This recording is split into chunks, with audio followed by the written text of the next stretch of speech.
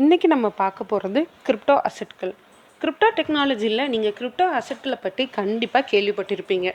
Crypto asset அப்படின்னா என்ன, crypto currency அப்புறம் கிரிப்டோ அசெட்டு இடையில உள்ள வேறுபாடு தான் என்ன, இந்த வீடியோவில் அதை பற்றி பார்க்கலாம். கிரிப்டோ கரன்சி அப்புறம் கிரிப்டோ அசெட்டுகள் அப்படிங்கிறது அடிக்கடி பயன்படுத்தப்பட்ட கருத்துக்களாகும் கிரிப்டோ டெக்னாலஜியில்.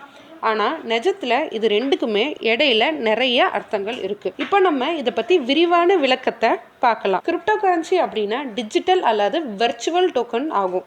இதை ஒரு எக்ஸ்சேஞ்சின் மீடியமாக பயன்படுத்தலாம்.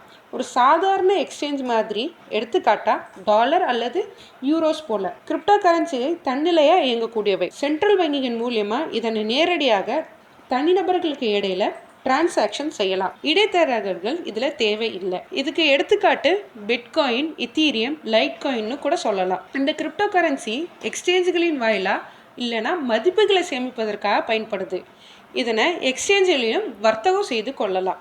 கிரிப்டோ அசெட்ஸ் என்பது ஒரு பல வகைப்பாட்டுக்குள்ளே வரதாகும். எந்த டிஜிட்டல் அசெட்டுகள் ஆனாலும் அதனை பிளாக் செயினில் சேமிக்கலாம். இதில் கிரிப்டோ கரன்சியும் அடக்கம். இது மட்டும் இல்லாமல் இதை கரன்சியின் காட்டிலும் வேறு விதமாகவும் பயன்படுத்தலாம்.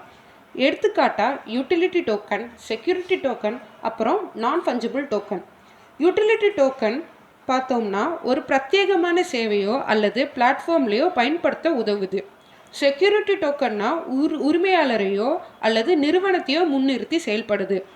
என்எஃப்டியை பற்றி பார்த்தோம்னா டிஜிட்டல் சொத்துக்கள். இதை கலைப்பொருள், வீடியோ கேம் பொருட்கள் போன விஷயத்துக்கு முன்னிறுத்தி செயல்படும். கிரிப்டோ கரன்சி அப்புறம் கிரிப்டோ அசெட்டுகள் ரெண்டுமே பிளாக் செயின் டெக்னாலஜியின் கீழே செயல்படக்கூடியது. இது ரெண்டுமே மையமற்ற, அதாவது டீசென்ட்ரலைஸ்டு என்பதாகும். ரெண்டுக்குமே வெவ்வேறு விதமான பயன்பாடுகளும் செயல்பாடுகளும் இருக்குது. கிரிப்டோ கரன்சி முக்கியமாக எக்ஸ்சேஞ்சின் மீடியமாக பயன்படுது அல்லது நிலையான மதிப்பை சேமிப்பதற்காக பயன்படுது. கிரிப்டோ அசெட்ஸுங்கிறது பல்வேறு வகையான டிஜிட்டல் சொத்துக்களை சேமிக்கிறதுக்கு பயன்படுது. இதை ஒரு குறிப்பிட்ட தேவைகளுக்காகவும் பயன்படுத்தி கொள்ளலாம். இது போன்ற சுவாரஸ்யமான தகவல்களுக்கு, கிரிப்டோ கரன்சி மற்றும் அதன் தொழில்நுட்பம் சார்ந்த மேலும் சுவாரஸ்யமான தகவல்களுக்கு நமது சேனலை தொடரவும். நன்றி.